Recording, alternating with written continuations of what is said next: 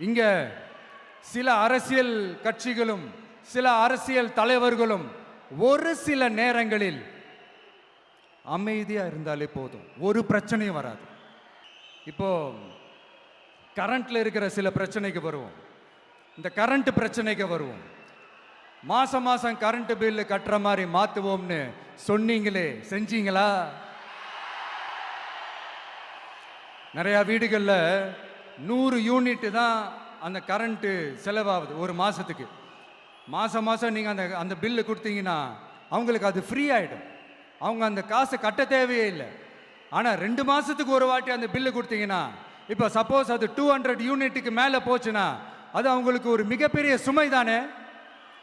இது எந்த கணக்கில் எடுத்துக்கிறது? ஒரு மாதிரி ஒரு மாடர்ன் கரப்ஷன் அப்படின்னு எடுத்துக்கலாமா? அடுத்து பஸ் வசதி. நிறைய கிராமங்களில் பஸ் வசதி இல்லைன்னு சொன்னா இந்த ஒட்டுமொத்த திமுக அரசும் கத்திக்கிட்டு வந்துருவாங்க. நாங்க பஸ் விடாத கிராமங்களே இல்லை அப்படின்னு சொல்லுவாங்க. அப்படி அது உண்மை அப்படின்னா முதல்வர் அவர்கள் கிட்ட நம்ம தங்கச்சி ஒருத்தவங்க ஒரு கேள்வி கேட்டாங்களே, எங்க ஊருக்கு ஒரு மினி பஸ் ஆவது விடுங்க சார் அப்படின்னு கேட்டாங்களே, அது எந்த கணக்கில் எடுத்துக்கிறது? நிறைய மலை கிராமங்கள்ல பஸ் வசதி இல்லை, நிறைய மலை கிராமங்கள்ல ஹாஸ்பிட்டல் வசதி இல்லை. இது ரெண்டுமே எவ்வளவு முக்கியமான ஒரு விஷயங்கள். பஸ் வசதியும் ஹாஸ்பிட்டல் வசதியும் இல்லாததுனால வீட்டிலேயே பிரசவம் பார்க்கிற அந்த ஆபத்து இருக்குதுன்னு எவ்வளவு நியூஸ் பார்க்கிறோம். இதெல்லாம் எந்த கணக்கில் சேர்த்துக்கிறது?